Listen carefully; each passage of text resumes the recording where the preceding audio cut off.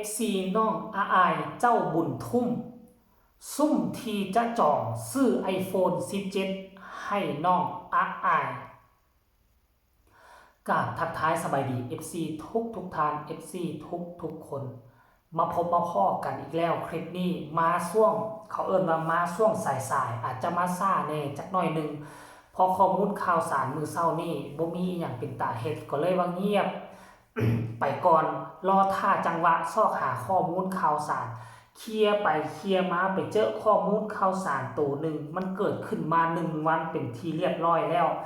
ซึ่งมันเป็นเรื่องที่เขาเอิ้นว่าเป็นเรื่องที่งึดเป็นเรื่องที่ง้อแต่ว่ามันเกิดขึ้นทักทายสบายดี FCJ บ่ลาวทั้งสองฝั่งโขงบ่ว่าจะอยู่ทางฝั่งนั่นแล้วก็ฝั่งนี้อยู่ทั้งฝั่งลาวก็ดีอยู่ทั้งฝั่งไทยก็ดีเรื่องราวมื้อนี้ถ้าพวกเจ้าได้ฟังรายละเอียดแล้วพวกเจ้าจะงงแล้วพวกเจ้าจะอึ้งทึ่งเสียวว่าเป็นหยังเป็นเพียง FC คนหนึ่งจะมาทุ่มซื้อสิ่งของให้นักห้องที่ตนเองมักตนเองมวนแล้วสิ่งของตัวนั้นราคาบ่แม่นถูกๆแล้วยังบ่ทันมีขายอยู่ตามท้องตลาดต้องได้สั่งจองรอคิวจองเท่านั้นมันจึงจะได้ในล็อตแรกสิ่งของตัวนั้นมันคืออย่างว่าที่มีคนกำลังดักซุ่มที่จะซื้อ iPhone 17 ให้น้องอาอายเป็นผู้ที่บ่ประสงค์ออกนาม iPhone 17 พวกเจ้าก็ฮู้ว่าราคา iPhone มันราคาส่ำใด 30,000 40,000 กว่า 50,000 แล้ว iPhone 17 พวกเจ้าคิดว่ามันราคาถูกๆบ่ตามที่การคาดคะเนตามนักวิเคราะห์วิจารณ์เขาบอกว่าราคามันจะแพงกว่า iPhone รุ่นก่อนหน้านี้นั่นหมายความว่ามันมีโอกาสที่จะไปเข้า7-8 หมื่นได้บ่ท่านผู้ชมตีเป็นเงินลาวปาโถเกือบ4-50 ล้านกีบประมาณ40 ล้าน50 ล้านกีบซื้อรถได้เป็นคันแล้วเป็นอย่างเมฮักทันนี่จึงตัดสินใจที่จะซื้อของสิ่งนี้ให้น้องอาอายเดี๋ยวค่อยจะมาอ่านสู่ฟังเด้อมีผู้ใช้ Facebook ท่านหนึ่งออกมาเขียนโพสต์ว่าซั่นเด้มื้อวานนี้เนาะจึงมาก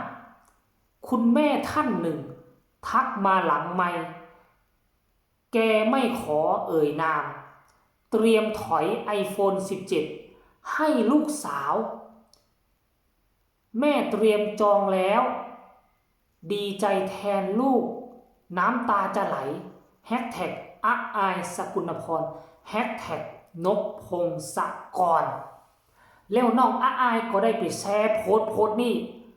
มาใส่หน้าเพจของตนเองและเขียนแคปชั่นว่าขอบคุณนะคะแม่ราคาบ่แม่นน้อยๆ iPhone 17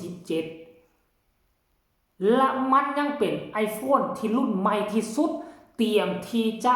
เอามาวางขายเปิดตัวในท้ายปีนี้ใครอยากได้ต้องสั่งจองเพราะฉะนั้นแล้วน้องอายนี่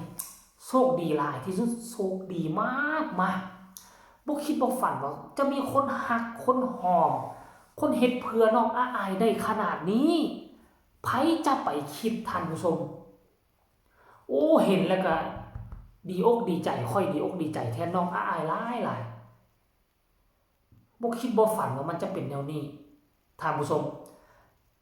FC กับสตัน FC ก็ยังอึ้ง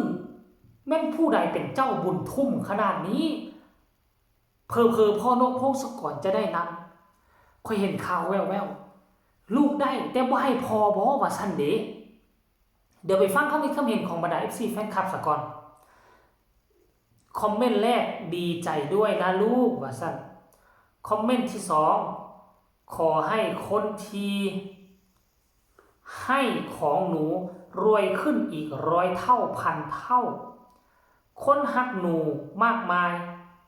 ลูกหนูจงเป็นเด็กดีนะลูกขอบคุณนะครับว่าซั่นเด้แม่FC ฮักหนู อ็นดูหนูมากดีใจกับหนูด้วยนะคะลูกดีใจกับลูกสาวจ้าให้พอมันแน่ให้พอมันน้ำแน่ครับอันนี้คือนกพงศกรเด้อดีใจครับว่าซั่นเด้งาดีใจกับสาวน้อยด้วยนะคะที่ก็หนูมีแต่คนรักคนเมตตาพูดต่อมาแม่ดีใจกับหนูนะจ๊ะหนูคนเก่งมีแต่คนฮักขอให้หนูรักษา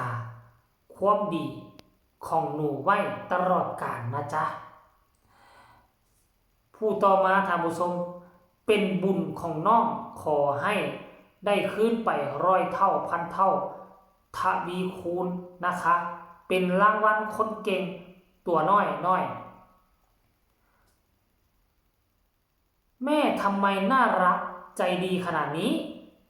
ขอให้แม่รักน้องไปนานๆนะคะมาดูน้องเติบโตไปด้วยกันดีใจครับดีใจน้ำจ้าอีล่าน้อยแม่FCเอ็นดูหนูมากดีใจกับหนูด้วยนะคะลูกดีใจด้วยนะคะวัสเน่มาอีกสินี่สกุลพรคือเท่านั้นตั้งใจเรียนตั้งใจทำงานนะคะคนเก่งดีใจกับหนูด้วยนะคะขอบคุณคุณแม่ที่รักลูกสาวนะคะอันนี้คือส่วนหนึ่งของความคิดความเห็นของบรรดา FC แฟนคลับหลังจากที่หู้ข่าวบางคนอยากได้ใจจะขาดแต่ก็บ่มีสิทธิ์ได้1ราคามันแพง2มันซื้อยากเพราะมันเป็นล็อตแรกต้องได้สั่งจองเอาเพราะฉะนั้นน้องอายจะได้ 100% แล้วและผู้ต่อไปในองค์กรเสียงที่6นั่นก็คือพอจ่าน่าจะมีโอกาสได้น้ำเขาหรือบอแต่ถ้าพอจ่าซื้อมันก็ได้ 100% แต่จะมีโอกาสได้น้ำ FC แฟนคลับท่านนี้หรือบอนั่นคือประเด็นที่สำคัญแต่เอาละได้บ่ได้มันก็บ่สำคัญทอน้องอายได้ลูกได้พอก็ดีอกดีใจแทนลูกแล้วท่านผู้ชมเนาะนี่คือความโชคดีของน้องอายถ้าน้องอายบ่มีของดีอยู่ในตัวน้องอายบ่เด่นบ่ดัง FC แฟนคลับก็บ่ลงไหลแล้วเขาก็บ่ซื้อให้แต่อันนี้น้องอายมีมนต์สะกดจิตอยู่ในตัวเฮ็ดให้คนหลงไหลจนแม้กระทั่งตัดสินใจซื้อของที่แพงและเป็นสิ่งที่โด่งที่ดังในกระแสสังคมออนไลน์ยังบ่ทันเปิดตัวขายเทื่อซ้ำน้องอายมีสิทธิ์นั่นเป็นที่แน่นอนสมเสยแม่ฮักท่านนี้คลิปนี้ขอฝากฝังไว้สำนี้ฝากทุกคนกดไลค์กดแชร์กดติดตามเพื่อจะพลาดในคลิปต่อไปที่สำคัญอย่ากดข้ามโฆษณาพบกันใหม่ในคลิปหน้าสำหรับคลิปนี้สบายดีบ๊ายบาย